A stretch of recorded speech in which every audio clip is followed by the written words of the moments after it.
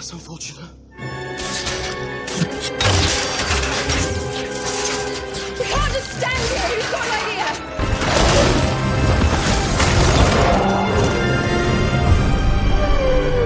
That was brilliant! Absolutely brilliant! He's angry and scared too. He knows if we find and destroy all the Horcruxes, we'll be able to kill him. I reckon he'll stop at nothing to make sure we don't find the rest. There's more.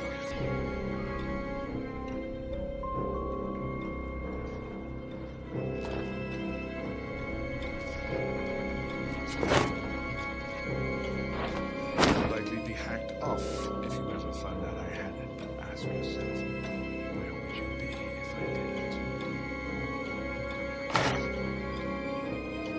Do you hear from the others much? Where have you sent?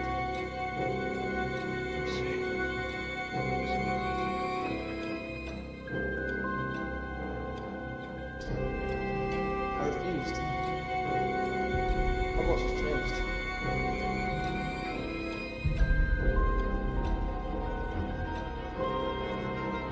Did you see it? Excuse me, can someone tell me what bloody diadem is? It's a sort of crown. You know, like a tiara. Harry. Been treated as equal.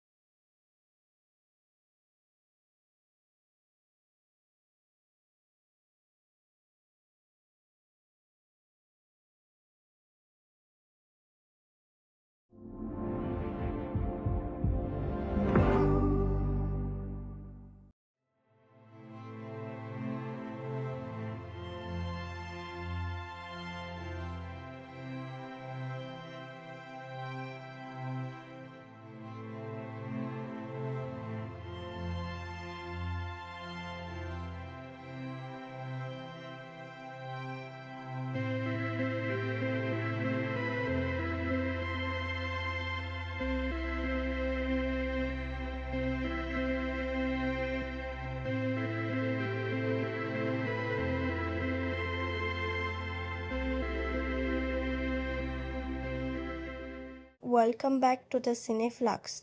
And if you are here for the first time, I'm genuinely glad you found this place. This channel exists for people who do not just watch films but live inside them for a while, who carry certain scenes home without meaning to, who find themselves thinking about a single shot days later and wondering why it will not let go. That is the kind of person this space is built for. And today we are sitting with something that carries a weight unlike almost anything else in modern cinema. Not just because of what it is, but because of what it means to an entire generation of people who grew up alongside it. So, settle in, take a breath. This one deserves your full attention. This is the Cine Flux, and we are here together. There is a particular kind of silence that arrives at the end of something long. Not the silence of emptiness, but the silence of completion, heavy, textured, almost painful in how full it feels. It is the silence of a door closing on a room you loved. It is the silence after the last page of a book you are not ready to finish. And it is, I think, the silence that settles over you in the final minutes of this film. If you let it, if you do not resist it, if you allow yourself to actually feel the weight of what is ending. That silence is not nothing. That silence is everything this story has been building toward.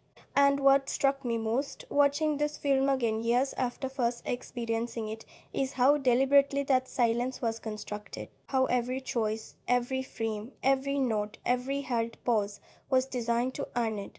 Whether the film entirely succeeds is a conversation we are going to have.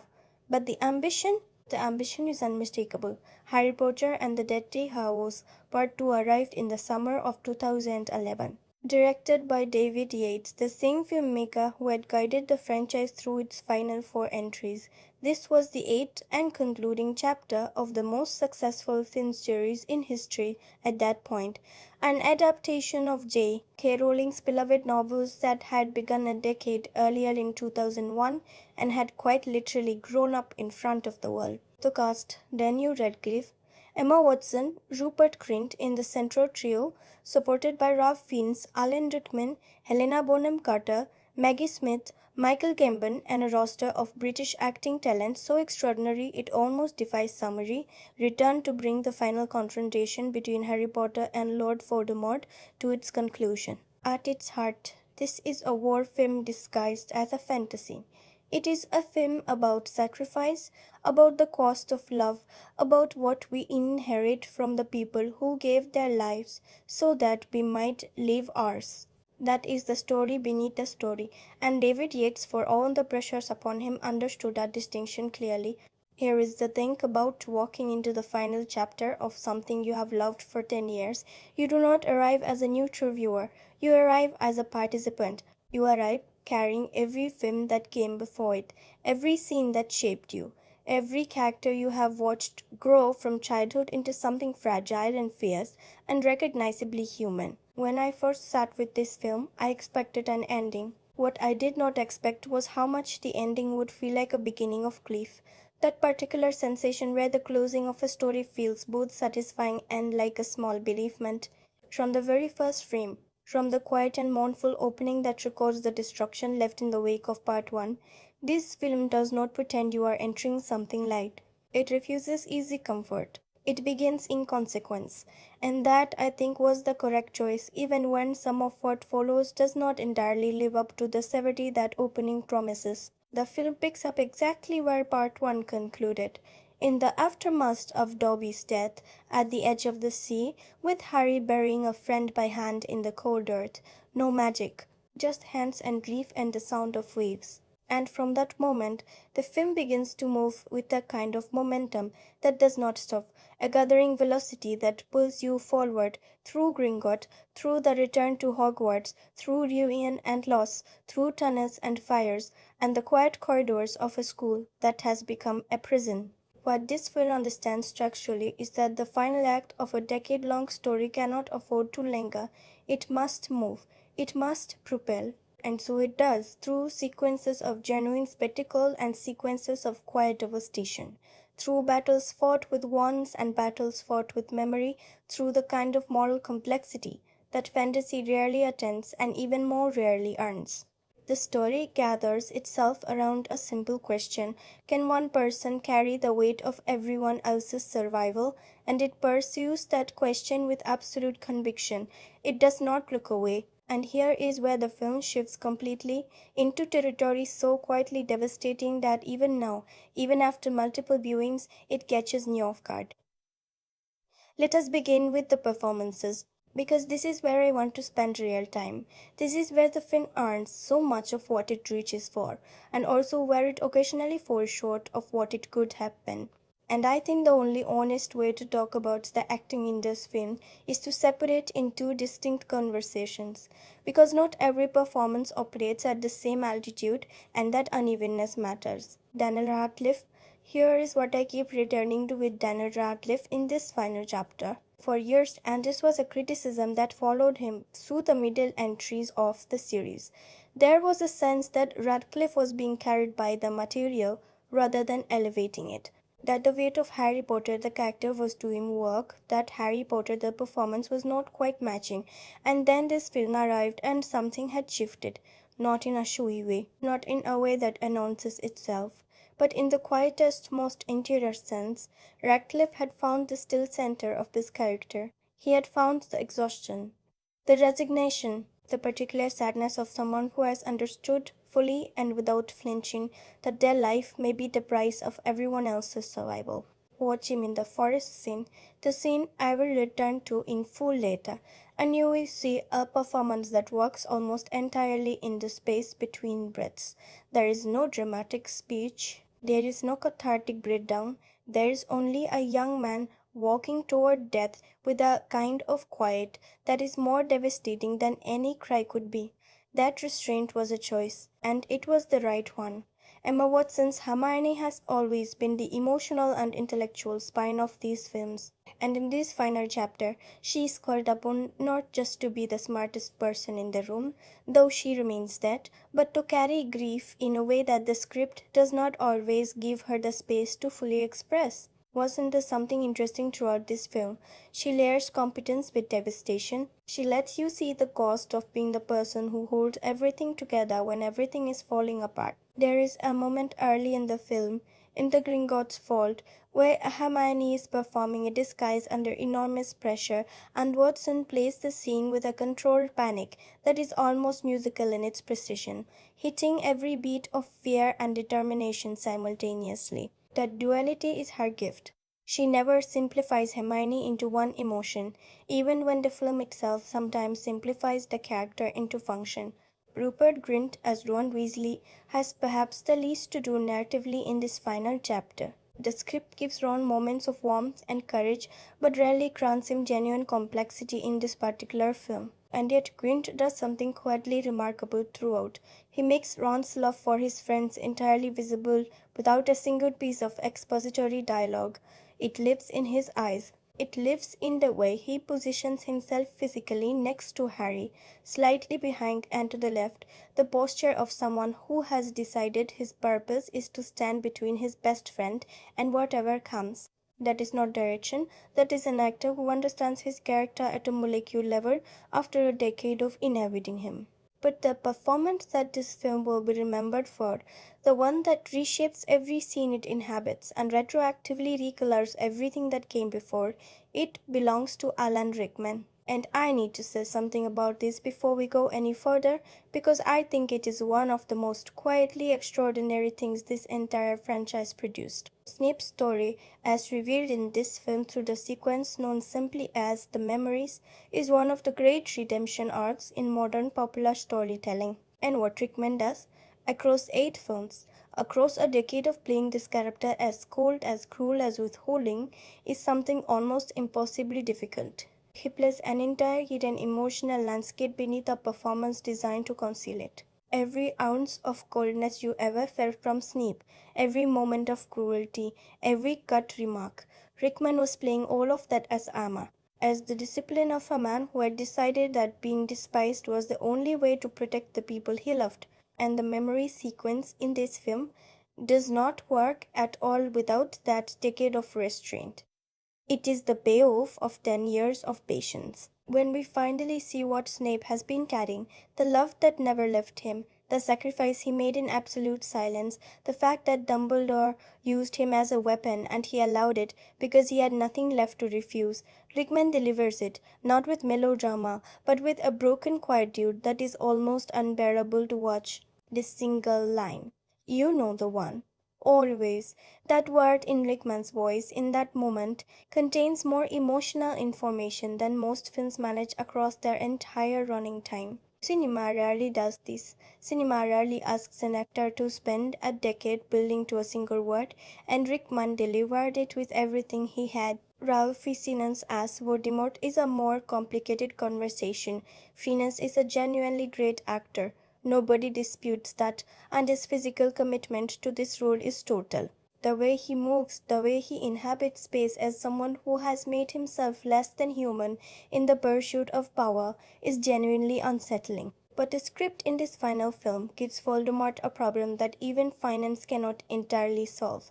Voldemort, as written in the climactic chapters, becomes slightly too operatic, slightly too announced.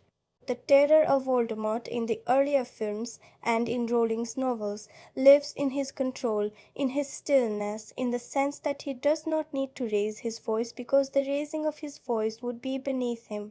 Here, in the final confrontation, that control occasionally slips into a theatricality that diminishes him. There is a scene, and I will come back to this properly in the spoiler section, where Voldemort's reaction to a particular revelation is played for a kind of physical comedy that sits uneasily with the weight the film has otherwise been building. It is not Fiennes' fault. It is a directorial and editorial choice that I think slightly misreads the character. And it matters because Voldemort's credibility as a threat is one of the foundations the entire climax rests upon. Maggie Smith as Professor McGonagall returns in this film with a fierce and gorgeous urgency. Smith has always played McGonagall with a specific quality, the particular dignity of someone who has been underestimated their entire life and has decided to stop being polite about it. But here, in the defense of Hogwarts, she is given a moment that the entire series has been quietly earning. The moment she animates the Stone Knights and sends them into battle. The moment she says, with something very close to joy, that she has always wanted to do that. It is a laugh line, yes, but it is also something more. It is a character finally given permission to be everything she is, and Smith plays the relief and the ferocity and the quiet delight of it simultaneously in about 4 seconds of screen time. That is mastery. Now let us talk about the writing.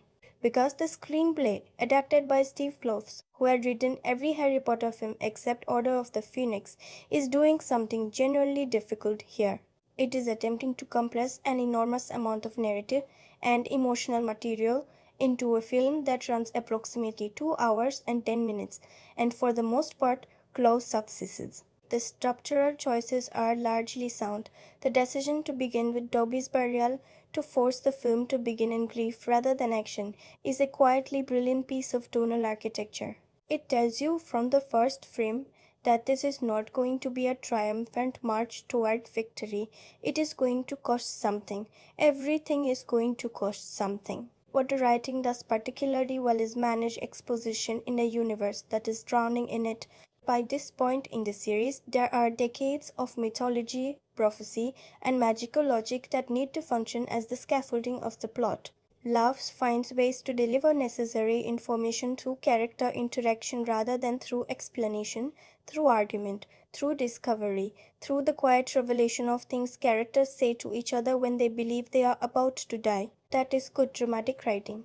That is understanding that information is most powerful when it is also emotionally charged. The scene in Dumbledore's office, the scene that reviews Snape's true history through the pensieve, is perhaps the finest piece of writing in the entire franchise. Not because it is formally perfect, but because it has been prepared for across 7 films and 7 novels, and because Clubs understands that the purpose of this scene is not merely to explain Snape, but to fundamentally alter the meaning of everything that preceded it. Think about what that means.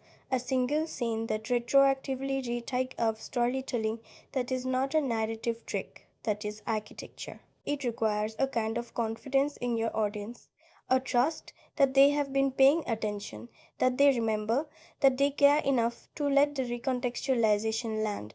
And it does land enormously, irreversibly. Where the writing is weaker, and I think honesty requires us to name this, is in the handling of certain supporting characters whose journeys feel compressed to the point of sketching rather than fully realizing. There are deaths in this film that the script does not give sufficient weight. Characters who have been present for years, who the audience has grown to love, who die in moments so brief that the film seems almost embarrassed by its own casualness about them. I will come to this in more detail when we talk about the film's shortcomings, but I want to name it here in the context of the writing because I think it represents a genuine limitation, not of Clough's talent, but of what it is simply impossible to accomplish when you are trying to serve this many characters in this much story in this little time. The visual language of this film is something I could spend an entire separate essay exploring.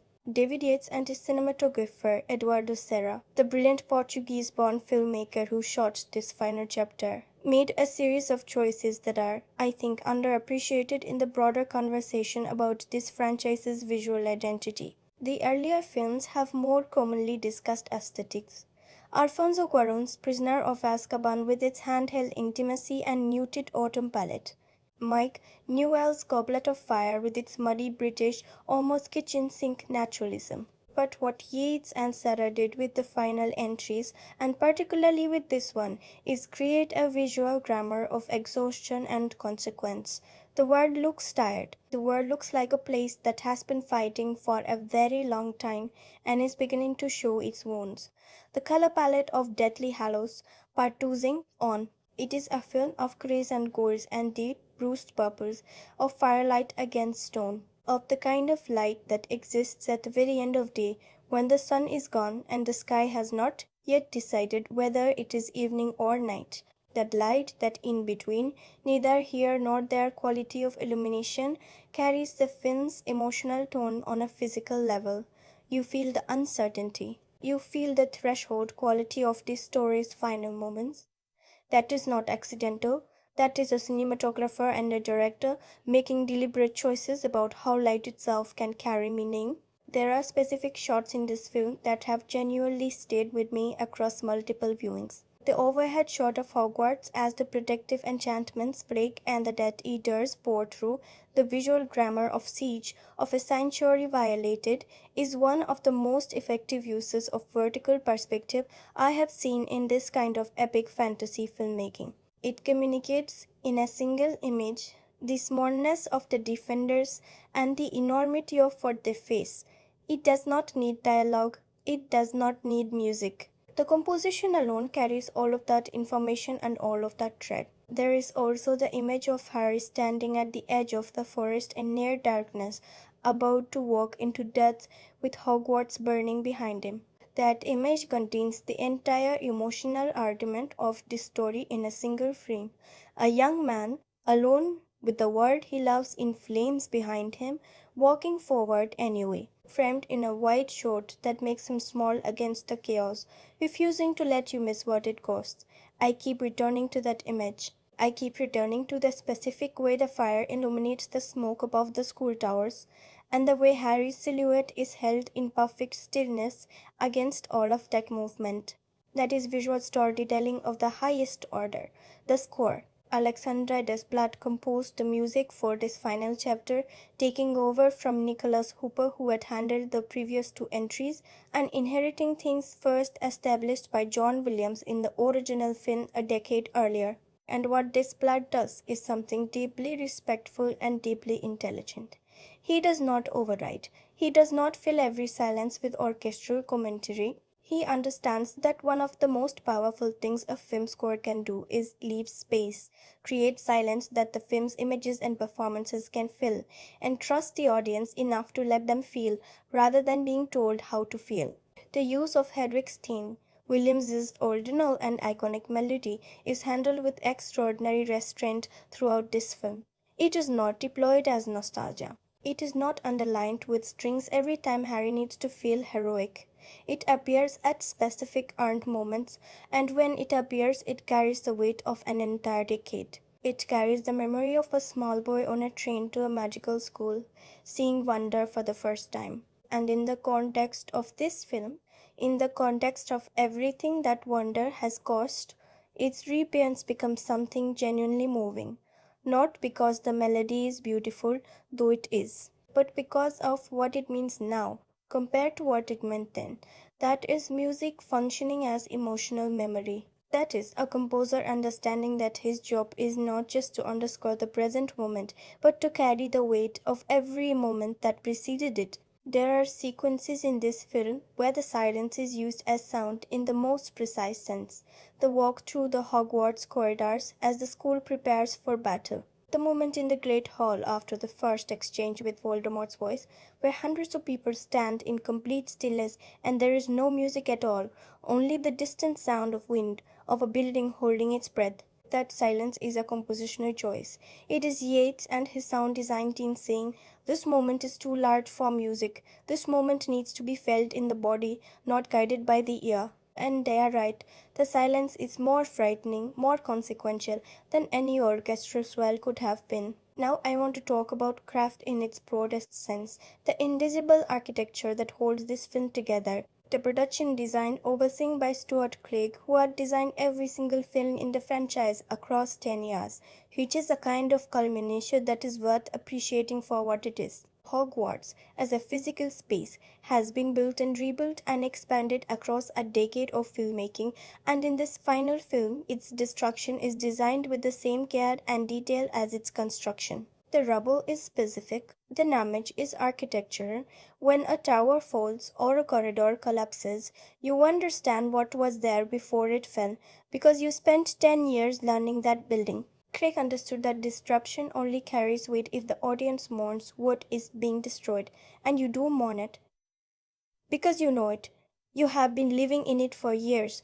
The visual effects work in this film is, and I want to be precise here, largely extraordinary and occasionally slightly uneven. The large-scale battle sequences, the protective enchantment shattering over Hogwarts, the dragon sequence at Gringotts, these are genuinely spectacular achievements of practical and digital filmmaking working in combination. The dragon in particular has a weight and a physicality that digital creatures so often lack, a sense that it occupies real space and moves according to real physical laws. But there are moments in the climactic confrontation where the digital work dips slightly into a quality that feels more like the video game adaptation of the film than the film itself. It is not fatal, but it is noticeable.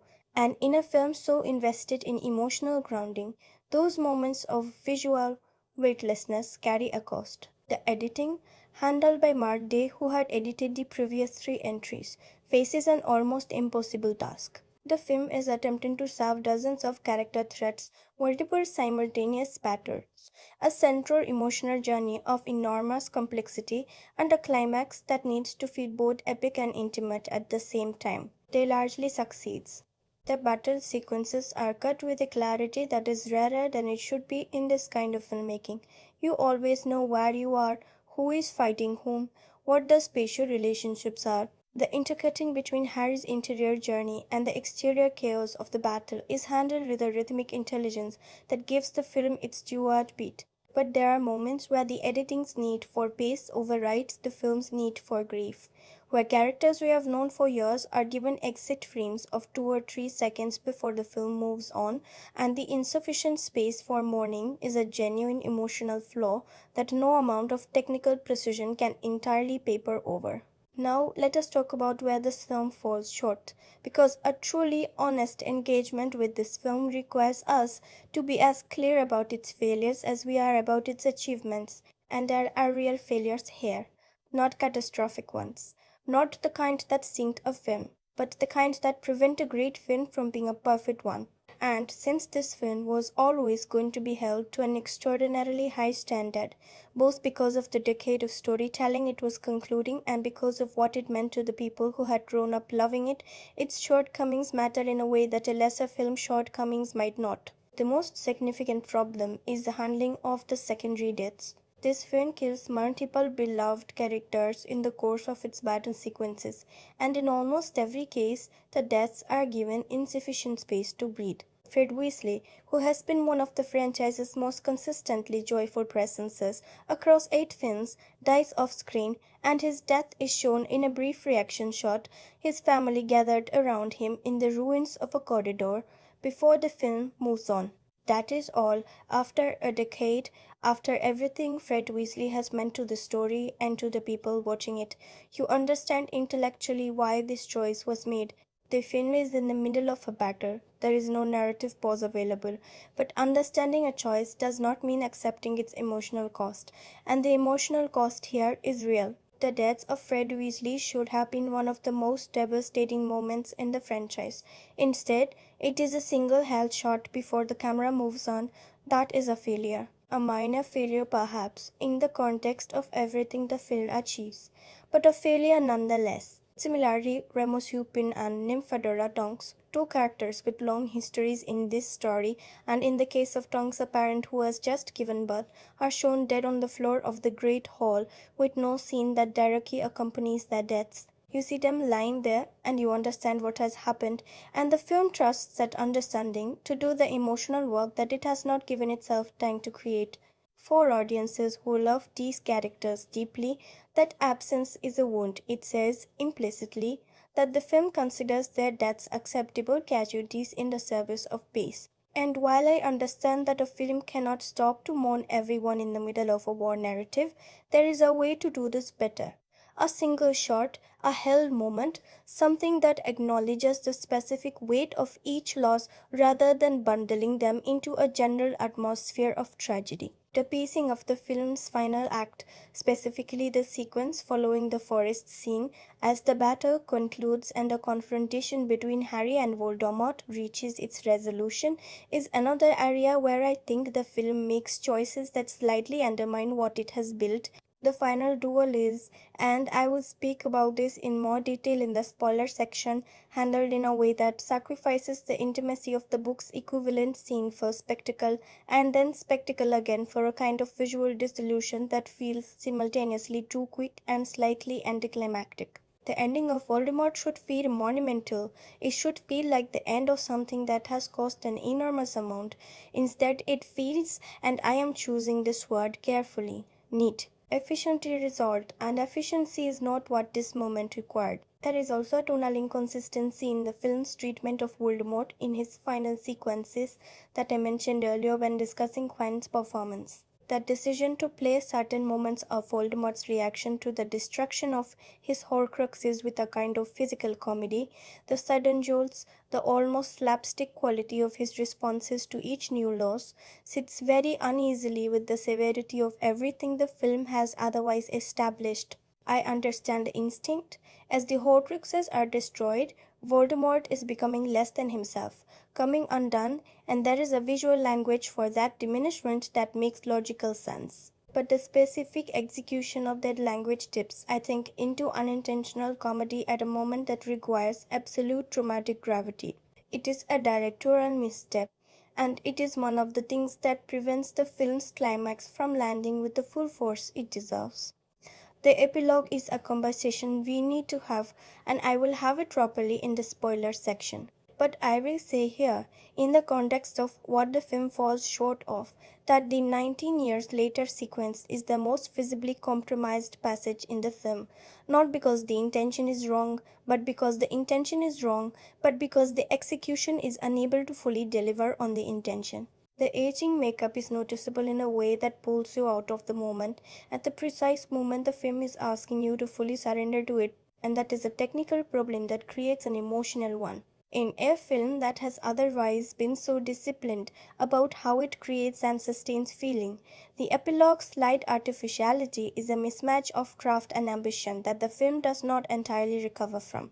These are not reasons to dismiss this film, they are reasons to be honest about it.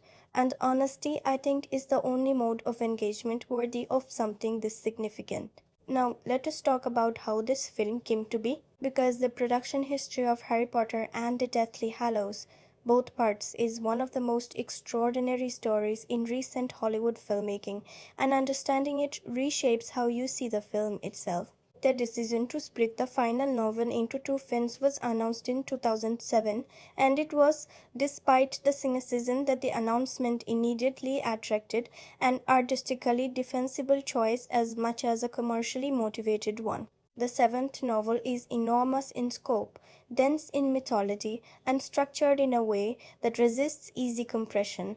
The first part of the adaptation had chosen to honor the novel's slowness, its aimlessness, the long stretches of wandering in the wilderness that are so central to its emotional meaning. Part 2 inherited the consequence of that choice, arriving as pure acceleration, the quiet spring finally released. David Yates, who had been directing these films since Order of the Phoenix in 2007, was the only director since the franchise began who had not left after a single entry. That continuity mattered enormously. He had built a visual language for the darker entries of this story, and he understood intimately where the emotional centers of each character lived after years of working with the same cast. The production of the final film took place largely at Leavesden Studios in Hertfordshire, which had been the primary home of the franchise since the beginning. And here is a detail that changes how you experience the film scale. The sets at Leavesden had been continuously expanded and elaborated across a decade of production, meaning that the spaces you see in the final film are the product of 10 years of cumulative craft. The great hall that is used as a battlefield, as a hospital, as a site of grief in this film is the same great hall that was first dressed for a sorting hat ceremony in 2000. The physical spaces carry a decade of the story's history in their walls and floors. When those spaces are destroyed on screen, it is not just fictional architecture being demolished. It is a decade of filmmaking infrastructure being torn apart. Stuart Craig and his team were, in a very real sense, destroying their own life's work for the camera. That is not a small thing. Here is something that fundamentally changed how I see the film's opening sequence. Daniel Radcliffe, Emma Watson, and Rupert Grint had been under contract to Warner since they were, respectively, 11, 10, and 11 years old. By the time this film was in production, they were all in their early 20s. They had grown up inside these roles, inside these sets, inside this creative family. The weight of what filming the final scenes meant to them personally. The awareness that this was genuinely ending, that these characters they had inhabited for more than half their lives were about to close, is visible in their performances in a way that no acting exercise could have produced. When Daniel Radcliffe walks to the corridors of Hogwarts in the film's final act, the emotion on his face is not entirely fictional. That is a young man saying goodbye to something real. And the camera, to its credit, simply holds on him and lets it be. The scene in the Forbidden Forest, the scene in which Harry accepts his own death and walks toward it, was filmed at the very end of the principal photography schedule. This was a deliberate creative choice by Yates, a decision to let the accumulated emotional weight of the entire production be present in the final framed shot. The crew knew it was ending. The cast knew it was ending, and Radcliffe has spoken in interviews about how genuine the grief in that scene was, not performed, not manufactured, but real. The tears you see in that sequence are the tears of a young man finishing something enormous. Think about what that means for how you watch it. The dragon sequence at Gringotts was among the most technically complex sequences in the film's production, requiring months of pre-visualization and a combination of practical set building, stunt work, and digital effects on a scale that stretched even the capacities of the experienced visual effects team. But here is the detail that reshapes your experience of it. The albino dragon that Harry, Ron, and Hermione ride out of Gringotts was partly inspired by the physical performance of a real animal trainer working on a motion capture rig on set, providing reference movement for the creature animators. The dragon's specific quality of exhaustion, the sense of an animal that has been imprisoned and broken and does not quite know what freedom is yet, comes from that motion reference. It is in the creature's eyes, in the way it moves with a kind of stunned uncertainty once it is free. That is not a digital effect. That is performance. That is craft applied at a molecular level. One more detail worth carrying into your next viewing. The film's score, as I mentioned, includes Alexander Desplat's extraordinary restraint around John Williams' original themes. But there is a specific piece of music, Desplat's composition for the Snape memory sequence, that was recorded with an unusually small orchestra. Where the battle sequences use full orchestral forces, the memory scene was scored for chamber ensemble, a deliberate intimacy, a deliberate smallness.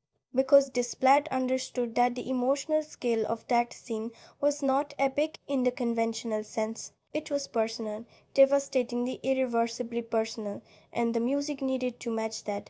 The result is one of the most quietly beautiful pieces of film scoring I have encountered in this genre, not showy, not anthemic, just honest. Small and honest and full of a love that has nowhere left to go.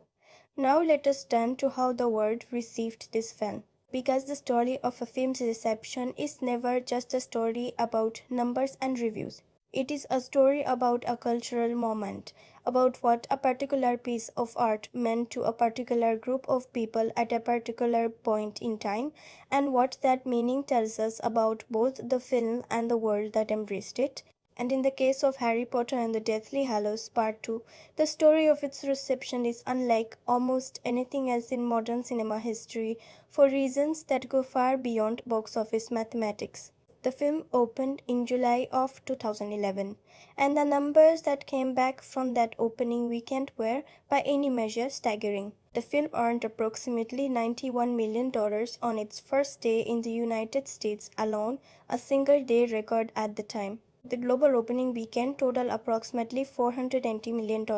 The final worldwide gross settled at approximately $1.34 billion, making it at that point the highest grossing film in the entire franchise and one of the highest grossing films in history. Those numbers are significant not just as financial achievements but as cultural statements. They tell you something about the size of the emotional investment that existed in this story's conclusion. People did not see this film once. People saw it multiple times in the first week, in the first month, returning with different friends, returning alone, returning because they were not finished with it yet. That pattern of repeated viewing, which showed up consistently in the early box office tracking, is itself a kind of critical statement. It says that something in this film was worth revisiting before the experience was even fully processed. The critical response was, broadly speaking, enormously positive. The film holds a very high score on Rotten Tomatoes in the mid-90s, and the critical consensus at the time of release was that the film represented a worthy, emotionally satisfying conclusion to the franchise. Words like triumphant and epic appeared frequently. The performances of Rickman, Radcliffe, and Smith were singled out in review after review. The visual scale was praised. The emotional resonance of the ending was described, in multiple instances, as genuinely affecting even for critics who had not been particularly warm to the franchise in its earlier entries. But here is what I find more interesting than the positive consensus.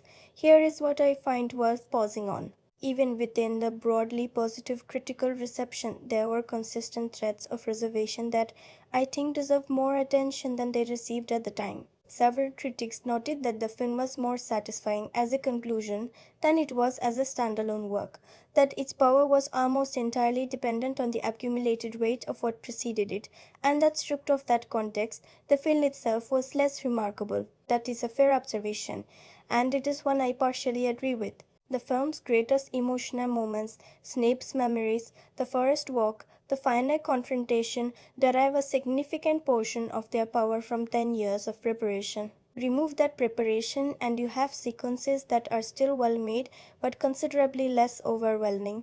What does that mean for the film standing as cinema? I think it means it is an extraordinary achievement in serialized storytelling while being a slightly uneven achievement as an individual film. Those two things can be true simultaneously. The audience response diverged from the critical response in one particularly interesting direction. Where critics tended to discuss the film in terms of craft and construction, audiences, particularly the generation that had grown up with the books and films, discussed it in terms of grief, in terms of loss, in terms of a particular quality of ending that was inseparable from the experience of having grown up alongside these characters. The reviews that meant the most, I think, were not the professional ones. They were the ones written by people in their early 20s who had first read the books as children, who had queued for midnight screenings since they were teenagers, who had spent a decade investing emotionally in a world that was now definitively and irreversibly over. Those reviews were not primarily about whether the film was well made, they were about what it felt like to stand at the end of something you had loved your entire conscious life. And no professional critical framework is really equipped to evaluate that kind of experience. There was also a generational divide in the response that I think is worth naming. Viewers who came to the franchise late or who had not read the books tended to find the film's emotional climaxes slightly less overwhelming, not because they were incapable of being moved, but because they had not done the decade of preparation that the film's deepest moments required. The Snip memory sequence in particular was frequently cited by first-time viewers as moving but not devastating, while for readers of the novels, for people who had spent years theorizing about Snape's true allegiances, it was genuinely life-altering. That asymmetry is important. It tells you something about the nature of this particular film's achievement, and also something about its limitation. The award's response was, by the standards of a film of this cultural significance and commercial scale, notably modest. The film received a single Academy Award nomination for Best Visual Effect, which it did not win. At the BAFTA Awards, it fared somewhat better, with multiple nominations including Outstanding British Film and Best Supporting Actor for Alan Rickman, though it won in neither category. The Golden Globes ignored it almost entirely, and this is a pattern worth sitting with. Because what it reveals is the persistent and I think largely unjust tendency of the major awards institutions to treat popular genre filmmaking as categorically separate from serious cinematic achievement, as if the size of an audience is evidence against artistic merit rather than simply irrelevant to it. Alan Rickman's performance in this film is one of the great performances in the franchise era of Hollywood filmmaking. It deserved not just a nomination but serious awards consideration. The fact that it received neither is a commentary on institutional bias, not artistic quality. The film's streaming life has been, if anything, even more remarkable than its theatrical life. Made available on various platforms in the years following its release, Harry Potter and the Deathly Hallows Part 2 has consistently ranked among the most watched titles whenever it appears on a streaming service, not just in its first week of availability, but continuously, year after year, in a pattern of sustained engagement that speaks to something deeper than nostalgia. New audiences are finding it. Young viewers who were not alive when the franchise began are encountering it for the first time and having their own version of the experience that their older siblings and parents had. The story is not closing.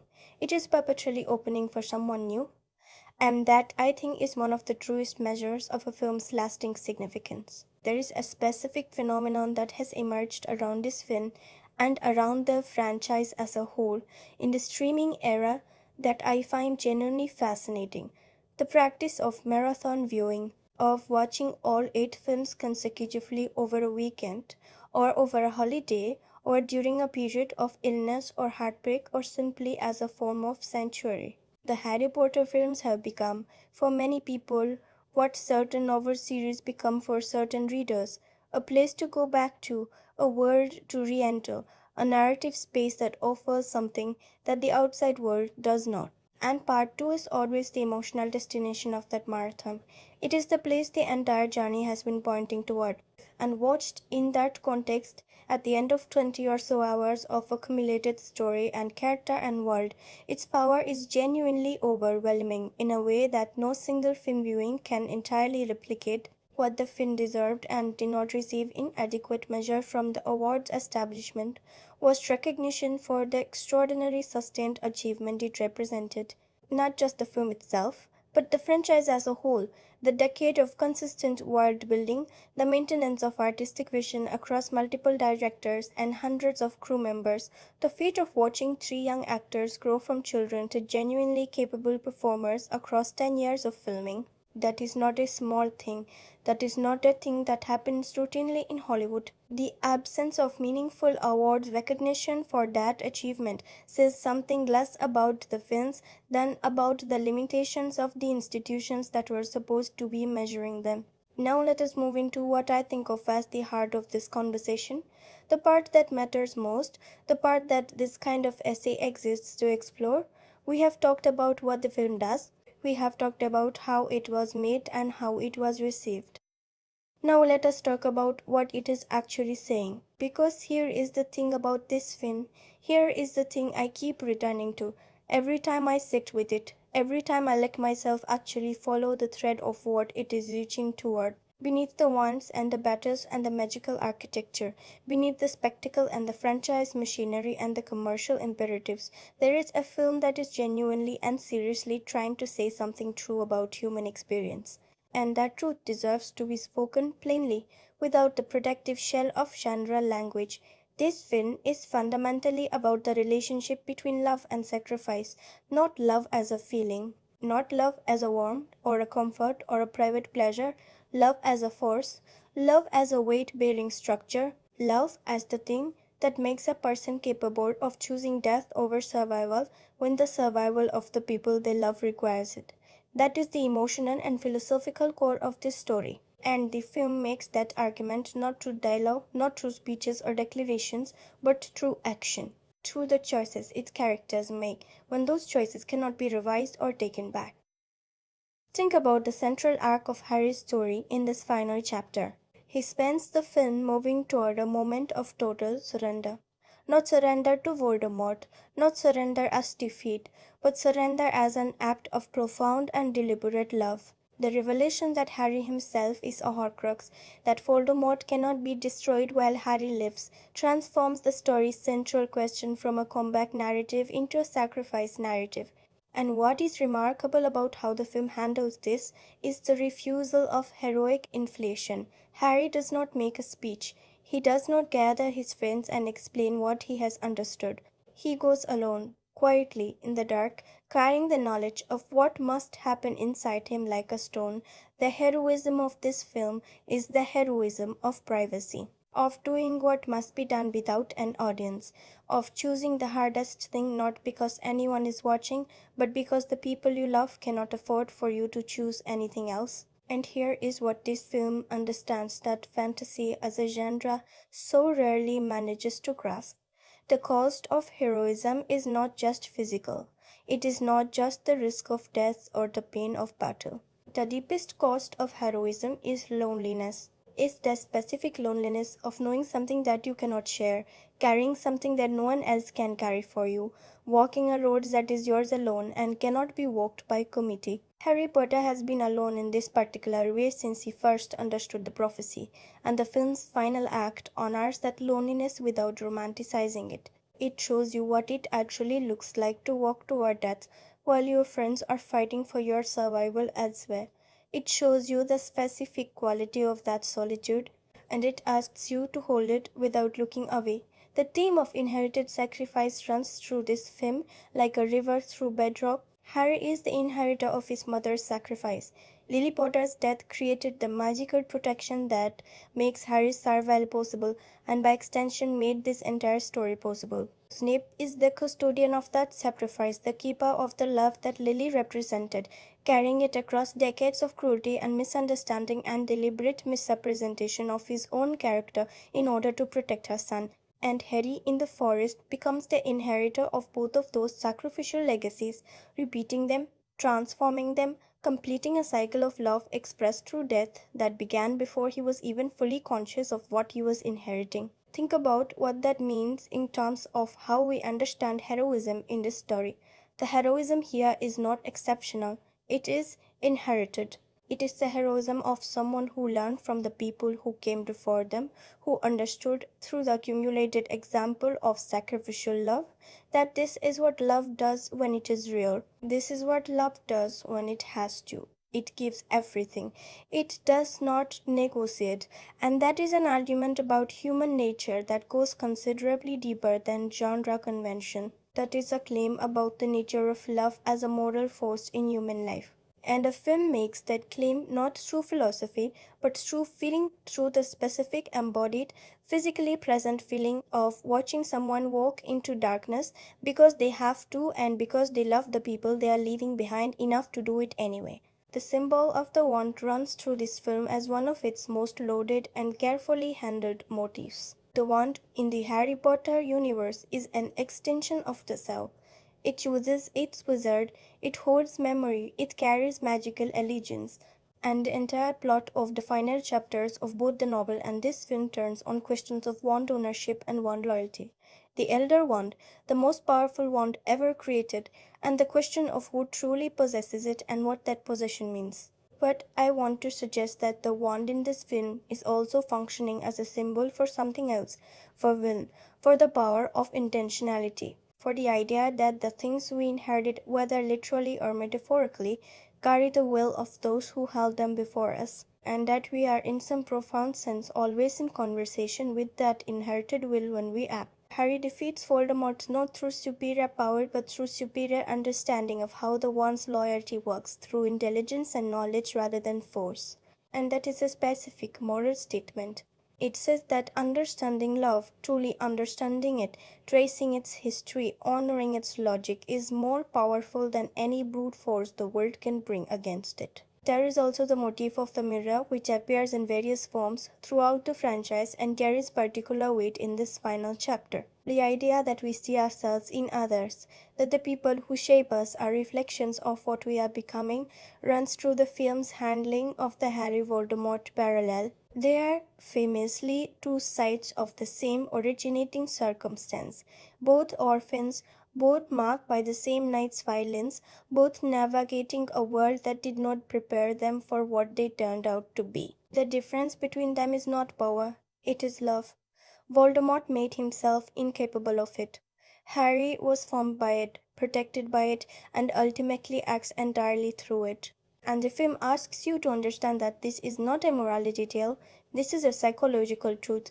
That the capacity to love and to be changed and broken and rebuilt by love is not a weakness to be overcome, but the source of everything that makes survival worth the cost of achieving it. The theme of memory, of the way we carry the dead with us, the way the people who have shaped us continue to shape us even after they are gone, is one of this film's deepest and most quietly radical ideas. The pensive sequence in which Harry enters Snape's memories is not just a revelation about character, it is a statement about the nature of identity, about the way ourselves are constructed from the accumulated experiences and relationships and losses of the people who made us. Harry's identity, his capacity for sacrifice, his moral courage, his understanding of love as a binding force is inseparable from the identities of James and Lily Potter, of Dumbledore, of Sirius, of Snape. He is the product of their choices. He carries their love as a kind of structural support for his own selfhood. And when he walks into the forest, he summons them, literally through the resurrection stone, and their presence is what makes him capable of completing the walk. He is not alone. He is never alone, because the people we have loved and lost do not vanish. They become part of the architecture of who we are. That is not a fantasy idea. That is a deeply human and deeply true idea about how grief and love and memory actually function in a human life. And the fact that this film, this franchise, this story manages to say that truth through the language of dragons and wands and magical schools is one of the great quiet achievements of this entire narrative enterprise. It did not need to do that. It could have been satisfied with spectacle and plot and the efficient delivery of a promised ending. It was not satisfied with that. It reached for something real. And it found it, imperfectly, sometimes clumsily, not always with the fullness of vision that a reaching desired. But it found it. Let us also talk about the idea of home, because this is a film that is at one level entirely about the destruction and possible recovery of a home. Hogwarts functions in this story not just as a school or setting, but as a symbol of belonging, of the particular kind of community that forms when people discover, for the first time, that they are not alone in who they are. For Harry, who grew up in a cupboard under the stairs, excluded from the world he should have inhabited, Hogwarts was the first place he was ever fully himself, the first place that reflected his identity back to him rather than demanding its suppression. And watching Hogwarts burn in this film, watching the corridors and towers and classrooms of a decade's worth of belonging be torn apart by war, is not simply a spectacle of destruction. It is a metaphor for what the world does to the places we love when we are not strong enough to protect them yet.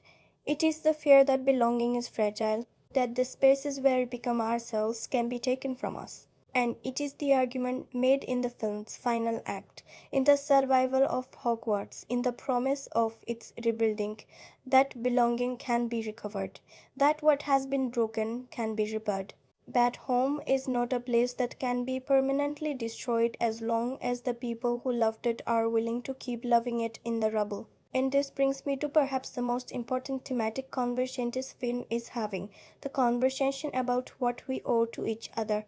Not what we owe to institutions or to destiny or to prophecy, but what we owe to the specific, particular, irreplaceable people we have chosen to love. This film's moral universe is not constructed around abstract principles, it is constructed around specific relationships. Harry does not die in the forest for an idea. He dies for Hermione and Ron and Ginny and Neville and Luna and everyone else sheltering in the castle. He dies for particular people with particular faces and particular histories. And Snape does not spend 20 years in sacrifice for the concept of good. He does it for Lily, for one woman. For one love that he never recovered from and never tried to recover from, because losing it was already baked into the years before he lost her. The moral framework of this story is built on particularity, on the irreducible importance of specific individuals to each other, on the idea that the largest acts of love are always in service of the smallest and most specific things. Not humanity in the abstract, but this person, this face, this voice, this life. That is a radical moral claim in the context of the fantasy genre, which tends to traffic in the abstract and the epic. It is a claim that locates heroism not in the willingness to fight for a cause, but in the willingness to walk toward death for the people you cannot imagine the world being right without. And it is a claim that I find deeply true. I find it true in the way that certain pieces of fiction are true, not literally, not factually, but in the way that they describe the actual shape of something that we know in ourselves, but have not had language for until the story gave it to us. Now let us talk about the cultural conversation this film arrived into and the cultural conversation it helped to create. Because Harry Potter and the Deathly Hallows Part 2 did not land in a vacuum. It landed in a specific cultural moment, and it carried specific cultural meanings that went beyond its narrative content, and understanding those meanings deepens what the film is and what it has continued to be.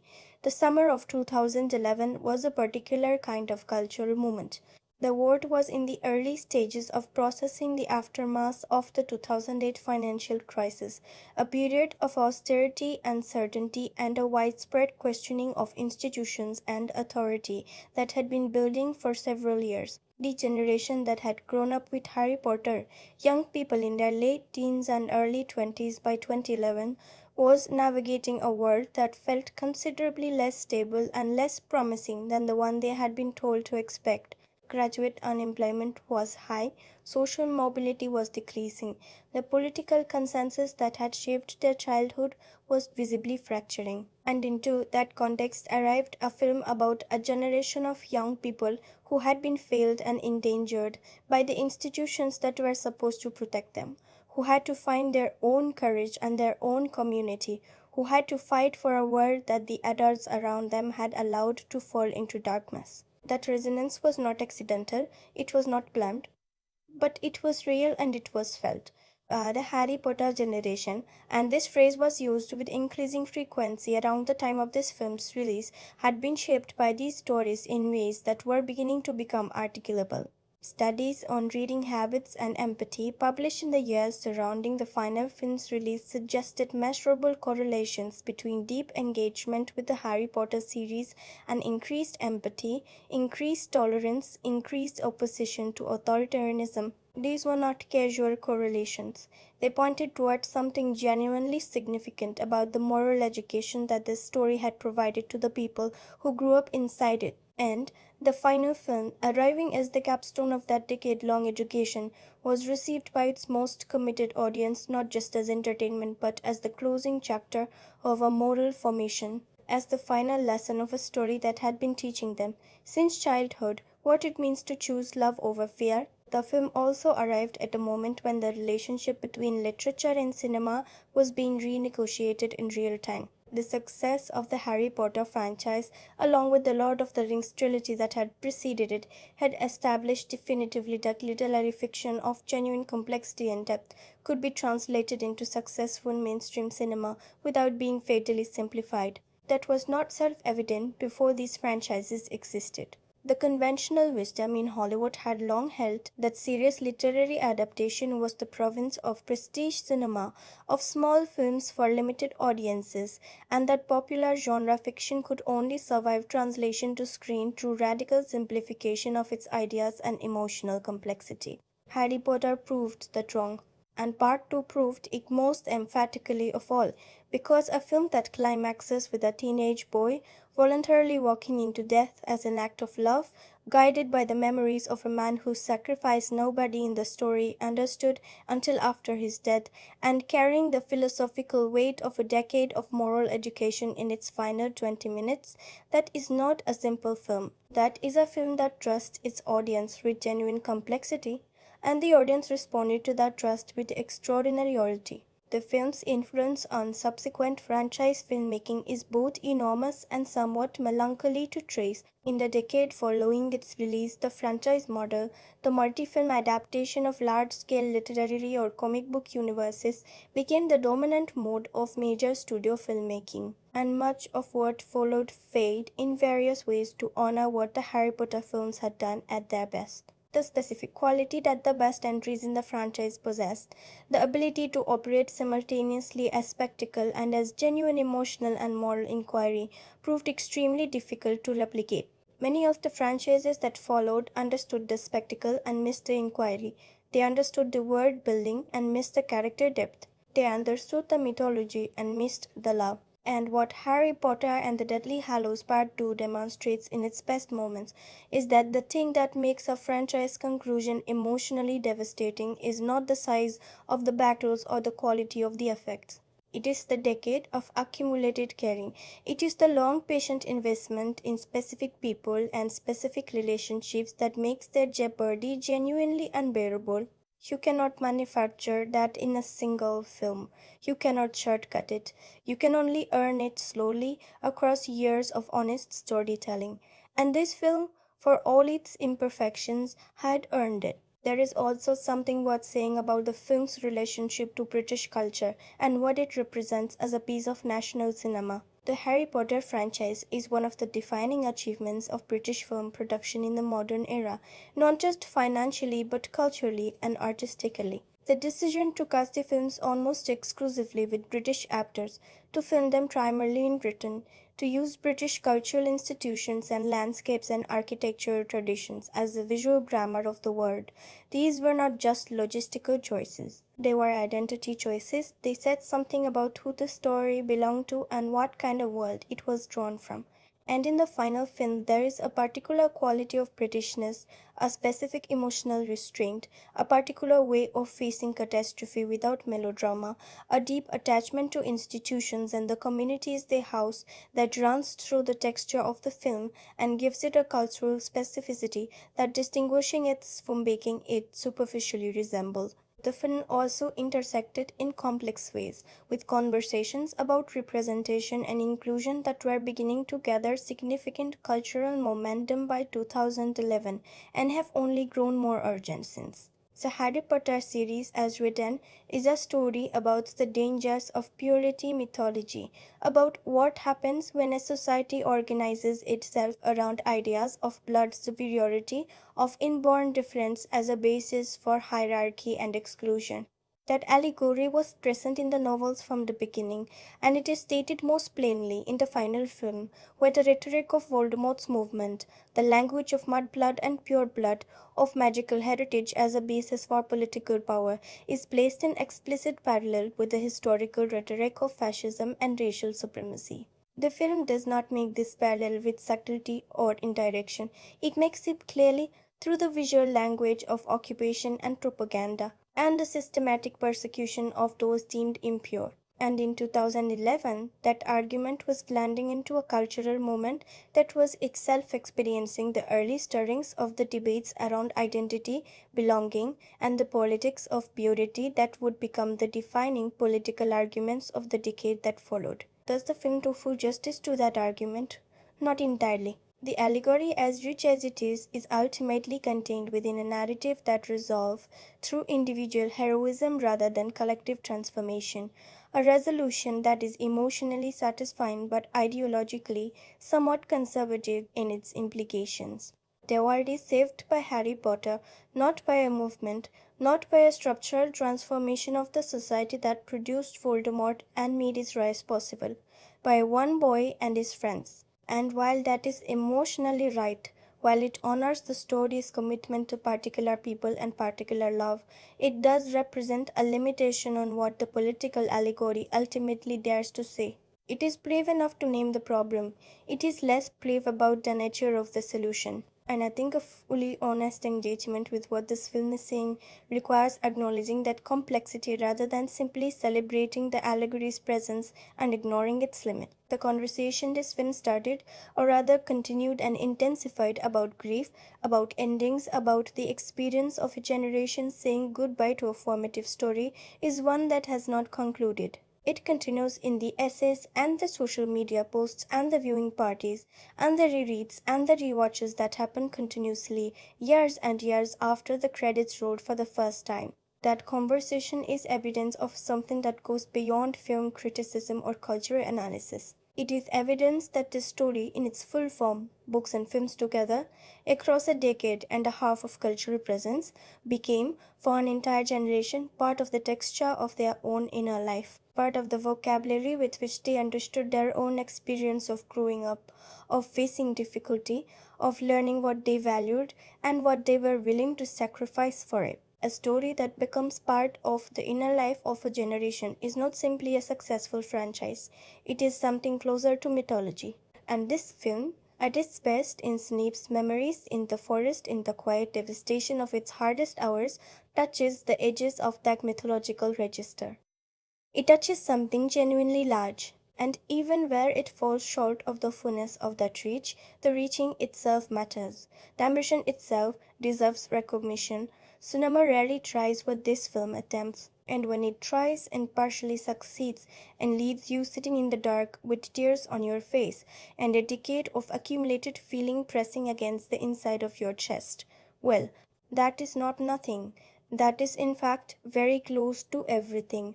From this moment, we go into full spoilers. If you have not yet seen this film, stop here, go experience it first, and come back. Some things deserve to be felt before they are understood. Still here? Good.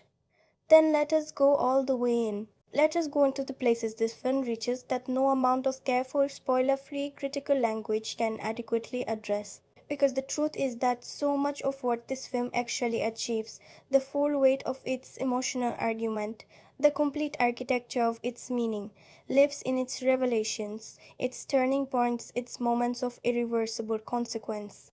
And I have been building toward this conversation since the first frame, so let us not waste another breath holding back.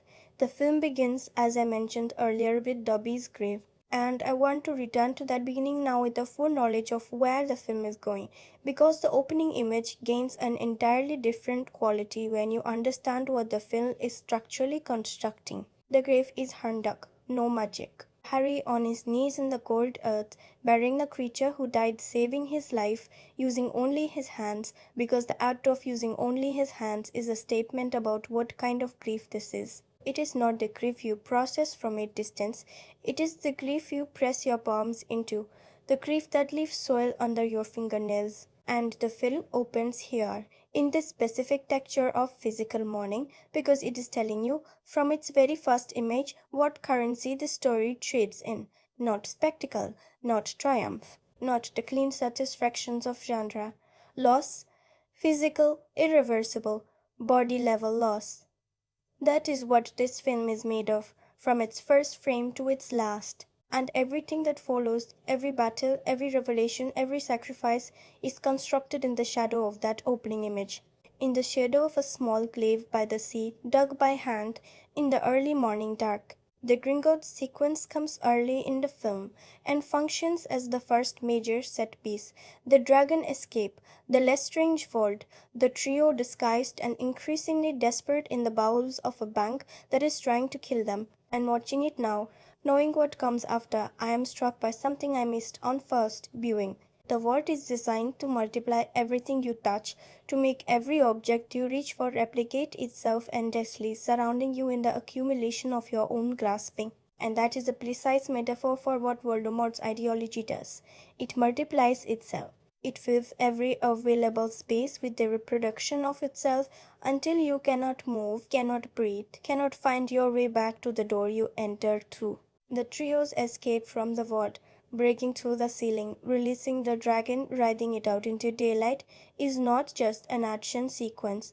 It is a symbolic escape from the logic of accumulation, of hoarding, of the belief that power is measured in possession. Harry abandons everything in that bolt. He does not take the sword, does not take the treasures available to him, does not negotiate or calculate. He simply breaks through and gets out. That instinct to escape the trap of possession rather than to acquire from within it is a thematic statement that the film is making as early as its first major sequence, though you only fully recognize it in retrospect. The return to Hogsmeade, the discovery of the passage to Hogwarts through the Hog's Head, the reunion with Neville Longbottom, these scenes carry a particular emotional charge that belongs entirely to the experience of return after long absence. Hogwarts has been under Voldemort's control. It has been transformed from a place of belonging into a place of fear. The corridors that once sheltered now threaten. The teachers who once educated now police. The community that once formed around shared discovery now huddles in a punishment-based hierarchy of terror. And the return to that space, the reclamation of it by the people who love it, is one of the film's most quietly affecting sequences. Not because it is spectacular, though what follows becomes spectacular, but because of what it means to come home and find your home occupied, to find the spaces where you became yourself hollowed out and repurposed by the logic of domination, and to refuse that repurposing, to simply say no.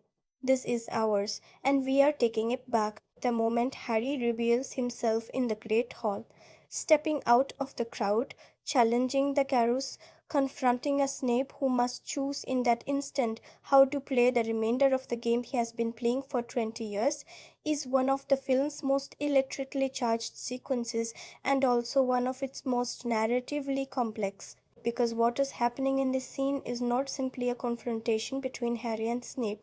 What is happening is a scene in which two people who have spent years performing a relationship of mutual hostility are, for the last time, performing that hostility for an audience that neither of them can afford to see through the performance. Harry genuinely believes Snape is the enemy. Snape knows that Harry's belief must be maintained until the end. And so Snape deflects McGonagall curses with a precision that protects rather than harms. He sends them into the Garrows, neutralizing the threat without appearing to do so. And then he escapes through a window, leaving the confrontation unresolved, leaving Harry in possession of the school, but not in possession of the school, but not in possession of the truth. It is a breathtaking piece of double performance, a scene in which the villain behaves exactly as a villain would while protecting the protagonist he appears to be abandoning. And the tragedy of it is that Harry will not understand what happened in this corridor until Snape is dead. The misunderstanding is irreversible, and Snape knew it would be. Then the film gives us the Battle of Hogwarts, and I want to spend significant time here because the Battle of Hogwarts is not simply an extended action sequence. It is a symphony of individual character moments, each one carrying the accumulated weight of years of characterization, each one saying something specific about the person at its center. Let me take them one by one because each one deserves its own attention. McGonagall animating the Stone Knights. I talked about this earlier in a technical sense, but now let us talk about what it means in the full context of the story. Minerva McGonagall has spent the entire series as the embodiment of institutional discipline, the teacher who holds the line, who enforces the rules, who represents the order and structure of Hogwarts as a functioning community. And in this moment, she abandons structure entirely. She improvises. She reaches beyond the curriculum, beyond the rulebook, beyond the measured response of an educator managing a crisis, and does something enormous and reckless and magnificent. She sends stone warriors into battle. She weaponizes the architecture of the school itself. And the joy she takes in this, the barely contained, almost schoolgirl delight of someone doing the thing they have always wanted to do, is not frivolous. It is the joy of someone who has been disciplined for so long that the release of all that discipline into something genuine and uncontrolled and exactly right feels like the purest form of self-expression she has ever been allowed.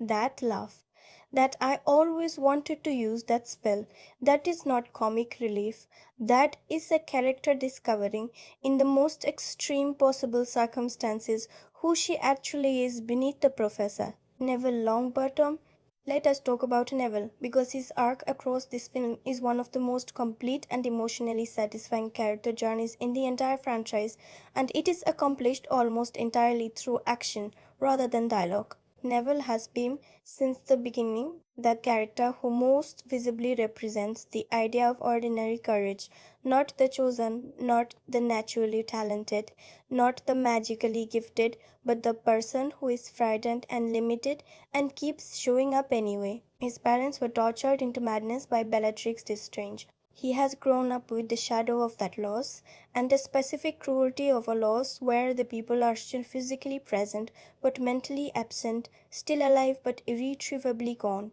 as the defining wound of his formation. And in this film, this traumatized, ordinary, repeatedly overlooked young man becomes the leader, not because destiny chose him, not because he has exceptional power, but because he was there and he refused to leave and he kept standing up every time he was knocked down, and eventually, without planning it, he had become the person other people were standing up beside. The moment Neville defies Voldemort at the end of the battle, standing alone in the ruins of the courtyard, surrounded by Death Eaters, refusing to kneel, being set on fire for his refusal and still not kneeling, is one of the film's purest moments of moral courage. It is made more powerful by everything we know about Neville, about the child who was told by his grandmother that he was a squib, about the boy who could not make his wand work reliably for years, about the teenager who was bullied and overlooked and treated as the joke version of the hero the story needed. That boy is standing in fire and refusing to bow. And then he pulls the sword of Gryffindor from the sorting hat and kills Nagini in a single stroke and completes one of the great character arcs in the franchise's history. That is not a dramatic flourish. That is the logical conclusion of a decade of very small acts of bravery that nobody noticed. That is what courage looks like when it is built slowly, from the ground up, in ordinary people who had no reason to believe in themselves, except that nobody else was going to do it if they did not. Let us talk about the Room of Requirement sequence, because this is where the film delivers one of its most visceral and devastating moments: the death of Vincent Crabbe the Finfire, the burning of the lost things, and it is handled with a speed and ferocity that I think is partly right and partly a missed opportunity. The Finfire is a remarkable piece of visual filmmaking, fire that moves with intelligence, that hunts, that destroys not just physical objects, but the accumulated junk and secrets of decades of Hogwarts students. The hidden Horcrux, Ravenclaw's diadem, is destroyed in the same fire that consumes Crabbe, and there is something appropriate and terrible about that. A character whose participation in Voldemort's project has been, throughout the series, presented as the most thoughtless and follower-like of all the Slytherin antagonists, dying in the fire of a magic he could not control, in service of a master who never valued his life. It is not a sympathetic death, but it is a meaningful one. And the film rushes past it slightly. The chaos of the sequence means that Crabbe's death registers more as event than as weight, more as plot than as loss or moral consequence. And I think that is a missed opportunity to complicate the film's moral landscape slightly. The tragedy of someone on the wrong side dying for the wrong reasons is not a small thing. It deserved a moment. The death of Fred Weasley. I have spoken about this already in terms of the film's structural failure to give it sufficient space. But now, with the full spoiler conversation open, I want to talk about what this death actually means and why the film's handling of it is both its greatest emotional failure and, in a strange way, one of its most honest moments. Fred Weasley dies mid-battle, without warning, without a final speech, without a moment of heroic last stand. He is there, and then he is not, and the people who loved him are left standing in the rubble of a corridor with the fat of it and nowhere to put it. And that is how death actually works in war. That is how it works in the sudden catastrophic violence of a war that is trying to end you. It does not give you a prepared stage. It does not give you a last speech or a meaningful exchange or a farewell that carries the appropriate narrative weight of everything that preceded it. It simply arrives, and the person is gone, and the people who remain have to absorb that absence in the middle of everything else that is still trying to kill them.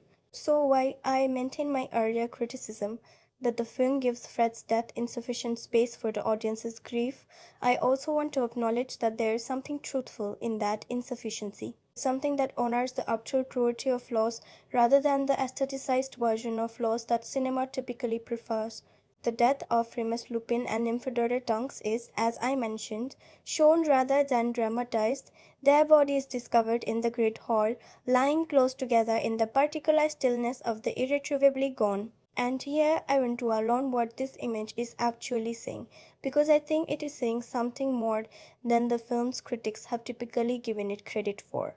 Lupin and Tonks are shown together, not just dead but together, placed by someone or having fallen together, their bodies arranged in a proximity that speaks of the life they shared. And in the background of the shot, barely visible but present, there is the implied presence of their newborn son Teddy, somewhere in the world, alive and unknowing, and already orphaned in the same way that Harry Potter was orphaned a generation earlier. The camera does not show Teddy. It does not need to. The knowledge of him is enough. And what this image is doing, quietly, almost inaudibly, is saying that the cycle of loss continues. That this war, like all wars, does not simply end with the defeat of its architect. It leaves behind children who will grow up defined by absences they cannot remember. It leaves behind a specific shape of what was lost in every life that was taken. And Harry, standing in that hall, looking at Lupin and Tonks, is looking at the proof of what his survival has cost other people. The people who fought and died, so that he could be the one to walk into the forest. The people who gave their particular, irreplaceable, loving lives, so that one boy could do one necessary thing. That knowledge is in his face in this scene. And Radcliffe plays it with a stillness that is, I think, the finest acting in the film. A young man who has just understood, completely and without flinching, the full weight of what has been given on his behalf. Now we come to the Prince's Tale. The pensive sequence. The revelation of Snape. And I want to take my time here because this is where the film reaches its highest altitude and where, I would argue, the entire franchise earns everything it has been building toward. Harry takes Snape's memories from his dying eyes, that image Rickman lying on the floor of the shrieking shack. Silver tears of memory flowing from him into Harry's hands as his eyes dim is one of the most beautiful and heartbreaking images in the franchise. The dying man giving the last thing he has to the boy he has spent 20 years protecting in the only way available to him, and enters the pensieve to discover the truth. And what unfolds is not simply a backstory, it is a complete recontextualization of everything you have watched across 8 films and a decade of storytelling. We see Snape as a child, a lonely, pale, unwanted child coming from a house full of violence and absence, drawn to magic as the only beautiful thing in a life that has given him very little beauty. We see him meet Lily Evans, Lily Potter, as she will become, as children on the cusp of a world they do not yet understand. We see the friendship that forms between them, the specific quality of connection between two people who recognize in each other the same quality of being different, of not belonging to the ordinary world, of having found in each other the first real mirror they have ever encountered. And then we see it fracture. We see the choices Snape makes, the people he falls in with, the ideology he embraces, the blood supremacist doctrine of the Death Eaters that offers the lonely, overlooked working class boy a sense of power and belonging he has never had access to before. We see him choose the wrong thing for understandable reasons, in the way that people who have been denied belonging their entire lives will sometimes choose the first community that offers it, regardless of what that community costs them. And we see what it costs him. Because Snape is the one who brings Voldemort the prophecy, Snape is the one who delivers the information that leads Voldemort to target the Potters. And when he discovers what his information has set in motion, when he realizes that Lily, the only person he has ever loved, is the one whose life his choice has endangered, he goes to Dumbledore, he begs, he prostrates himself before the man he fears most, offers everything he has, promises anything to protect her. and Dumbledore, with the specific cruelty of a man who has already calculated the longer game, tells him that Lily will die, that Harry must survive, and asks Snape if he is willing to spend the rest of his life protecting the son of the man he hated, the child of the woman he loved, the living proof of his own catastrophic failure, in complete secrecy, with no credit, with no gratitude, despised by the people he is protecting, trusted by neither side, useful to everyone and belonging. And Snape says yes. Think about what that means. Think about the specific quality of that yes. It is not the yes of someone who has recovered from loss. It is not the yes of someone who has made peace with what happened, or found a new reason to live, or discovered that time heals wounds. It is the yes of someone who is destroyed, who has nothing left, who will not recover, and does not particularly intend to, and who has decided that the only purpose available to him now is to give his destruction some meaning. It is the yes of love expressed entirely as consequence, as the thing that remains after the beloved is gone, the love that has nowhere to go and so goes everywhere, that pervades every act and every choice and every terrible performance of cruelty that a mission requires. Snape does not protect Harry because he likes him. He does not protect Harry because Harry is good or brave or deserving. He protects Harry because Harry has Lily's eyes. Because looking at Harry is the closest thing they have to looking at Lily. And that is not a comfortable or uncomplicated reason. It is a deeply human one. The moment Dumbledore asks Snape if he has truly loved Lily all this time, and Snape casts his Patronus, a doe, silver and silent and identical to Lily's, and says, always, that is the moment. That is the single word that carries the weight of 20 years of secret sacrifice and private grief, and the particular dignity of a love that has never been publicly acknowledged or returned or even witnessed. Always. It is the most complete word in the franchise. It contains everything Snape is, and everything Snape has lost, and everything Snape has decided to do with that loss. And Rickman delivers it not as a declaration but as a confession. Not with the force of someone announcing a great truth, but with the quietude of someone who has carried a truth so long it has become part of his breathing. It is barely above a whisper. It barely moves his face. And it contains more love and more grief than most films manage in their entire running time. And then we learn the full architecture of Dumbledore's plan. The thing the film reviews about Dumbledore in this sequence is, I think, the most morally complicated revelation in the entire franchise, and it is not given sufficient attention in the film's broader critical conversation.